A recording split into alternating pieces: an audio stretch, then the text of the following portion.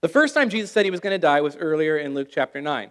Easily weeks, months, maybe even up to a year before this second time. Don't know exactly. It's in verse 22, and Jesus says this very clearly in Luke 9:22, that he will suffer many things and be rejected by the elders and the chief priests and the scribes and be killed, and on the third day be raised.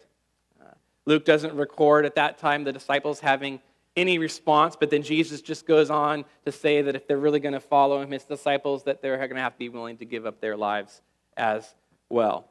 Apparently, they didn't get it the first time, so Jesus really presses in on them in this scene that we're looking at today with these heavy words. Verse 44, let these words sink into your ears. That's a pretty heavy, weighty thing to say, isn't it? I mean, he's begging them and petitioning them not to miss him, you might misunderstand, might not get a lot of things, but don't miss this. I'm gonna die. He says he's going to be delivered into the hands of men, which means they're going to kill him. But the disciples, they don't get it. They don't get it. And the funny thing is that this is during a time when, in Jesus' ministry, when everybody was stoked on him. I mean, verse 43 says they're all marveling at everything he's doing, think he's the greatest. But that didn't faze Jesus. He didn't let it go to his head, didn't let it assuage him away from his purpose.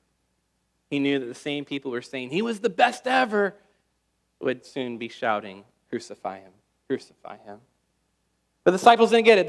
They didn't understand. Why didn't understand? Why couldn't they get this? I think it's because they could not fathom how this man that they had seen up to this point, they'd seen him heal leopards, they'd seen him heal paralyzed people, blind people, they'd seen him cast out demons, they saw him speak to the wind and the waves of the sea, and it was still and obeyed his voice. They saw this Messiah take a few loaves of bread and fish and feed over 5,000 people. They saw him transfigured up on a mountain where his whole face is glowing, and he's standing next to Moses and Elijah. They could not fathom how this God-man could any possible way die.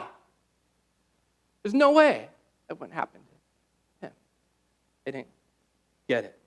In their minds, Jesus was indestructible, and he would surely use his power to overthrow the corrupt Jewish leaders and the evil Roman government. That's what they thought. They didn't get it. They didn't understand that Jesus was born to die.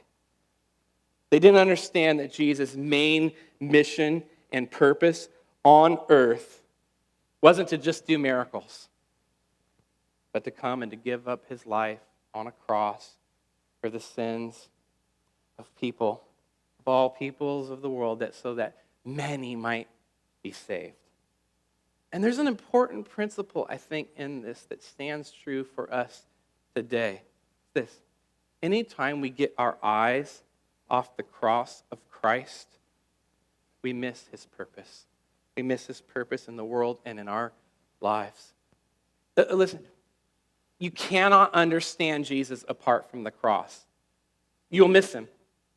You'll end up with a different Jesus than the real Jesus, the Jesus of the Bible. You cannot understand Jesus apart from the cross. Anytime we get our eyes off the cross of Christ, we miss Jesus' purpose in the world and in your life and my life. Here at our church, we believe that this is so critical and this is so crucial that we really worked it into our name, the Resolved Church. The main place that comes from is from the Bible in 1 Corinthians 2. It says, I have resolved to know nothing except Jesus Christ and him crucified. That's it. Jesus Christ and him crucified. Today, if your life doesn't make sense, like you don't get what's going on in your life right now, there's a good chance that you've either gotten your eyes off of the cross or you've never really seen its full impact and its full power for your life. Your life doesn't make sense. You don't get your life right now. Look to the cross. Look to the cross of Jesus. He's the Jesus of the cross. Let that sink into your ears. The answer to all of life's problems is the cross. With the world and all its crazy issues that are going on, what it really needs most is to see the cross. If we saw the cross of Christ and truly saw it, it would change the way that we think and respond to everything. Don't miss Jesus. He's the Jesus of the cross.